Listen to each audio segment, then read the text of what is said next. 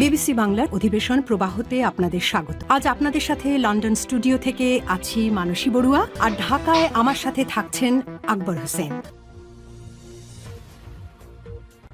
বাংলাদেশের সর্বশেষ গুরুত্বপূর্ণ আপডেট সংবাদে আপনাকে স্বাগত। শুরুতেই সংবাদ শিরোনাম, পরে বিস্তারিত।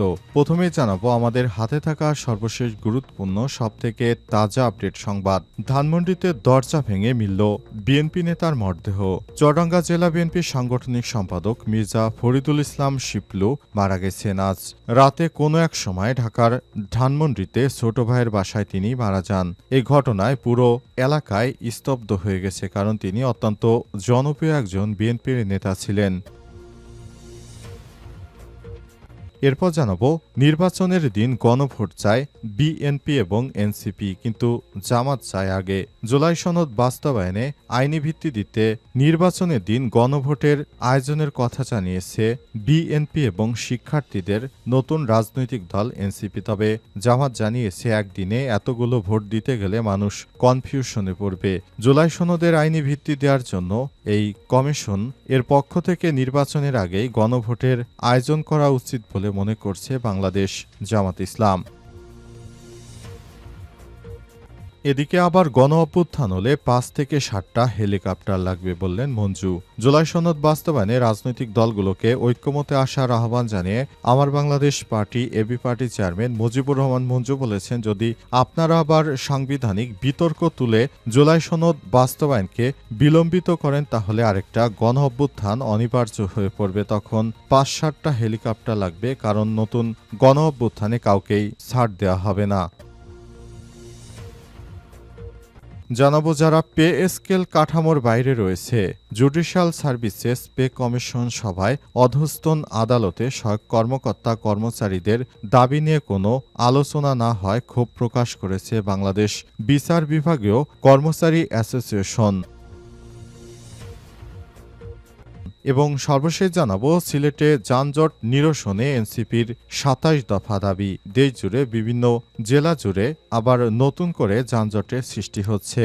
আইনশৃঙ্খলার কিছুটা অবনতি হয় ৫ই অগস্টের পর থেকে। অনেকেই হাইওয়েতে রিকশাগুলো উঠে যাচ্ছে, অনেক ছোট ছোট গাড়িগুলো তারা হাইওয়েতে উঠে যাচ্ছে। অবস্থায় প্রতিটি জেলায় জেলায় নানা রকমের সংকট দেখা দিয়েছে। সিলেটেও একইভাবে নতুন করে যানজট নিয়ে দুর্ভোগে পড়েছে সাধারণ মানুষ। তাই সিলেট জেলায় এই যানজট নিরসনে এনসিপির পক্ষ থেকে ২৭ দফা প্রস্তাবনা তুলে ধরা হয়েছে। প্রিয় দর্শক, এতক্ষণ শুনছিলেন সংবাদ শিরোনাম, এবারে বিস্তারিত। তবে তার আগে বন্ধুরা অনুরোধ থাকবে এই সংবাদটিতে একটি লাইক দিন। এই চ্যানেলে আপনি নতুন হয়ে থাকলে আমাদের সংবাদটি দেখতে দেখতে চ্যানেলটি সাবস্ক্রাইব করে রাখুন। কমেন্ট করে বন্ধুরা আপনার মূল্যবান মতামত জানিয়ে দিন আপনি বিশ্বের কোন দেশ থেকে বা বাংলাদেশের কোন স্থান থেকে আমাদের সংবাদটি দেখছেন এবং শুনছেন। আর বন্ধুরা সংবাদটা আপনার সোশ্যাল মিডিয়া ফেসবুকে শেয়ার করে বন্ধুদেরও দেখার সুযোগ করে দিন।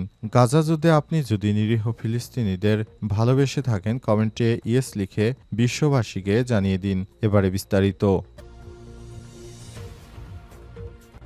ধানমন্ডিতে দরজা ভেঙে মিলল বিএনপি নেতার মরদেহ।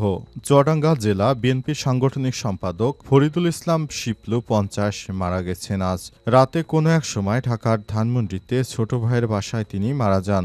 রাতে তাকে মোবাইল ফোনে কল দেওয়া হলে তিনি ফোন রিসিভ করেনি। পরে সকালে দরজা ভেঙে তার লাশ উদ্ধার করা হয়। তার মৃত্যুর খবরে চুয়াডাঙ্গা পৌঁছলে জেলা জুড়ে শোকের ছায়া নেমে এসেছে।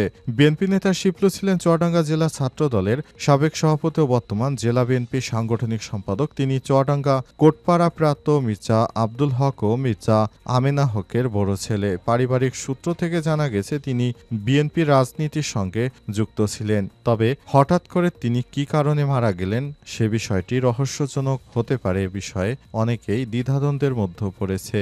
অনেকেই বলছে তাকে কেউ হত্যা করে থাকতে পারে। পুলিশের পক্ষ থেকে জানানো হয়েছে এই বিষয়টি নিয়ে আমরা তদন্ত করছি, যদি আইনগতভাবে কোনো সমস্যা থাকে থাকে বা তাকে কেউ হত্যাকাণ্ড করতে চায় কিংবা তার বিরুদ্ধে কেউ যদি তার এগেনস্টে কোনো কাজ করে থাকে সে বিষয়গুলো দেখতে শুরু করেছে। অন্তর্বর্তীকালীন সরকারের প্রধান উপদেষ্টার সময় বিএনপির নেতাকর্মীদের বিজয় অনিবার্য তারা মনে করছেন এবং এই সময় তাদের একজন নেতা মারা যাওয়া মানে তারা খুব ভেঙে পড়েছে।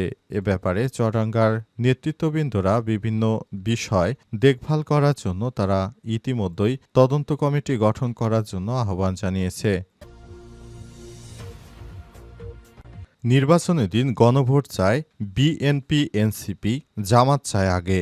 জুলাই জাতীয় সনদ বাস্তবায়নে জনগণের অংশগ্রহণ নিশ্চিত করা এবং তাদের সম্মতির জন্য গণভোটের আয়োজনের ব্যাপারে সব রাজনৈতিক দল একমত হয়েছে। তবে গণভোট আয়োজনের সময় নিয়ে বিএনপি ও জামাত ইসলামের মধ্যে ভিন্নমত রয়েছে। আজ রাজধানীর ফরেন সার্ভিস একাডেমিতে জাতীয় ঐক্যমত্য কমিশনের আলোচনা শেষে কমিশনের সহসভাপতি অধ্যাপক আলী রিয়াজ এ বিষয়টি জানিয়েছেন। তিনি বলেন, জুলাই জাতীয় সনদ বাস্তবায়নে গণভোটের ব্যাপারে সব রাজনৈতিক দল একমত হয়েছে। তবে বিএনপি এবং এনসিপি বলছে আসন্ন জাতীয় সংসদ নির্বাচনের দিনই আলাদা ব্যালটে আয়োজন করতে ভালো হয়। অন্যদিকে জামাত ইসলামী বলছে নির্বাচনের আগেই গণভোট হলে ভালো হয়। এটি জাতীয় সনদ বাস্তবায়নের ব্যাপারে রাজনৈতিক দলগুলোর প্রথম পদক্ষেপ। অন্যান্য বিষয়ে রাজনৈতিক দলগুলোর মধ্যে এভাবে ঐক্যমত প্রতিষ্ঠিত হবে বলে আশা করেন তিনি।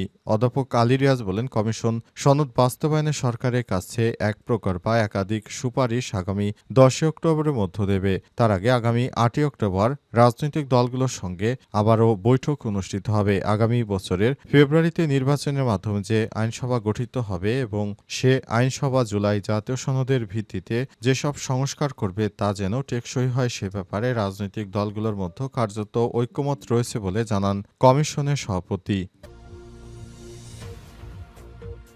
আবার গণঅভ্যুত্থান হলে 5 থেকে 7টা হেলিকপ্টার লাগবে বললেন মঞ্জু। জুলাই সনদ বাস্তবায়নে রাজনৈতিক দলগুলোর ঐক্যমতে আসার আহ্বান জানিয়ে আমার বাংলাদেশ এবি পার্টির চেয়ারম্যান মুজিবুর রহমান মঞ্জু বলেছেন, আবার যদি দেশে জুলাই সনদ নিয়ে কোনো কারচুপি হয় অর্থাৎ কেউ যদি জুলাই সনদ বাস্তবায়নের ব্যাপারে তারা নানাভাবে সমস্যা ক্রিয়েট করার চেষ্টা করে তাহলে দেশের মধ্যে আবার বড় ধরনের গণঅভ্যুত্থান সৃষ্টি হবে বলে জানিয়েছেন তিনি মনে করেন যদি জুলাই সনদ নিয়ে কোনো রাজনৈতিক দল নয়ছয় করে, যেটা ইতিমধ্যেই আমরা বিএনপির কথায় পরিলক্ষিত হচ্ছি। বিএনপি যেটা বলছে যদি জুলাই সনদ বাস্তবায়ন না হয় এবং সে অনুযায়ী যদি কাজ না করা যায় তাহলে দেশে আবারও গণ অভ্যুত্থান হবে। এই গণ অভ্যুত্থানের মাধ্যমে আমরা বলতে চাই এবার গণ অভ্যুত্থান হলে 5 থেকে 7টা হেলিকপ্টার লাগবে, তা না হলে এই গণ অভ্যুত্থান আপনারা কোনোভাবেই দমন করতে পারবেন না। বিগত স্বৈরাচারী সরকারের সময় যেভাবে আমাদের রক্ত ঝরিয়েছে আবার নতুন বাংলাদেশে যদি একই কায়দায় আমাদের গণ অভ্যুত্থান করে আমাদের দাবি দাওয়াগুলো আদায় করে নিতে হয়, এ বিষয়টি অত্যন্ত দুঃখজনক বলে মনে করেন মুজিবুর রহমান মঞ্জু। তিনি আরো বলেন, নতুন বাংলাদেশ গড়ার জন্য শিক্ষার্থীরা যে জীবন দিল এ ব্যাপারে সনদ বাস্তবায়নের পক্ষে কোনো প্রশ্ন থাকারই কথা ছিল না, কিন্তু দেখা যাচ্ছে বিভিন্ন বিষয় নিয়ে একটি রাজনৈতিক দল তারা নোট অফ ডিসেন্ট দিচ্ছেন এবং এ বিষয়টি খুবই দুঃখজনক ব্যাপার। কারণ জুলাই সনদ বাস্তবায়ন না হলে দেশে যে আন্দোলন করেছে তাদেরকে বিদ্রোহী হিসেবে ভবিষ্যতের কোনো সরকার তাদেরকে ফাঁসির দড়িতে ঝুলাবে। সুতরাং শিক্ষার্থীদের বিষয়টি মাথায় রেখে রাজনৈতিক দলগুলো এই ব্যাপারে কোনরূপ কথাবার্তা বলা ছাড়াই যদি তারা কোনো সিদ্ধান্ত গ্রহণ করত এই বিষয়টি খুবই ভালো হতো বলে মনে করেন তিনি। তাই নতুন বাংলাদেশ গড়তে জুলাই সনদ নিয়ে কোনরূপ মিথ্যার আশ্রয় নিলে এই সরকারকে 5 থেকে 7টি হেলিকপ্টার লাগবে এবারের গণ অভ্যুত্থান ঠেকাতে। যারা পে স্কেল কাঠামোর বাইরে রয়েছেন, জুডিশিয়াল সার্ভিস পে কমিশনের সভায় অধস্তন আদালতের সহায়ক কর্মকর্তা কর্মচারীদের দাবি নিয়ে কোনো আলোচনা না হয় ক্ষোভ প্রকাশ করেছে বাংলাদেশ বিচার বিভাগীয় কর্মচারী অ্যাসোসিয়েশন। আজ সংগঠনটির সভাপতি রেজন খন্দকার ও সাধারণ সম্পাদক কাজী মোহাম্মদ সালাউদ্দিন স্বাক্ষরিত এক সংবাদ বিজ্ঞপ্তিতে এই ক্ষোভ জানানো হয়। একই সঙ্গে তাদের জুডিশিয়াল সার্ভিস বেতন স্কেলের আলোকে বেতন ভাতা প্রদান প্রদানসহ বিদ্যমান জুডিশিয়াল সার্ভিস বেতন স্কেলের প্রথম থেকে ষষ্ঠ গ্রেডে পরবর্তী সপ্তম থেকে 12তম গ্রেডভুক্ত করার দাবি জানানো হয়। বিজ্ঞপ্তিতে বলা হয়েছে, গত 29 September Bangladesh judicial service pay কমিশনের প্রথম সভা অনুষ্ঠিত হয়। সভায় কমিশনের কর্মপদ্ধতি নির্ধারণ এবং বাংলাদেশ জুডিশিয়াল সার্ভিসের সদস্যদের বেতন ভাতা এবং অন্যান্য সুবিধা নির্ধারণ বিষয়ে প্রাথমিক আলোচনা অনুষ্ঠিত হলে অধস্তন আদালতের কর্মরত সহায়ক কর্মকর্তা কর্মচারীদের ন্যায্য দাবি স্থান পায়নি। সবার সিদ্ধান্ত মোতাবেক সাবেক কমিশন অন্তর্বর্তীকালীন সরকারের প্রধান উপদেষ্টা, প্রধান বিচারপতি, অন্তর্বর্তীকালীন সরকারের অর্থ উপদেষ্টার সঙ্গে সৌজন্য সাক্ষাৎ করবেন। এছাড়াও 9 অক্টোবর কমিশন সংশ্লিষ্ট অংশীজন বাংলাদেশ জুডিশিয়াল সার্ভিস অ্যাসোসিয়েশন, আইন মন্ত্রণালয়, আইন কমিশন ও বিচার প্রশাসন ইনস্টিটিউট এর সঙ্গে বিচারকগণের বেতন ভাতা এবং অন্যান্য সুযোগ সুবিধা নির্ধারণ বিষয়ে মতবিনিময় করবেন, কিন্তু সহায়ক কর্মকর্তা কর্মচারীরা আলোচনার বাইরে। এ বিষয়ে সংগঠনটির সভাপতি মোহাম্মদ রেজওয়ান খন্দকার বলেন, বাংলাদেশের প্রধান বিচারপতির স্বাধীন বিচার বিভাগ প্রতিষ্ঠায় যে রোডম্যাপ ঘোষণা করেছেন তাতে অধস্তন আদালতের সহায়ক কর্মকর্তা কর্মচারীদের ন্যায্য দাবি অধস্তনের কোনো প্রতিফলন নেই।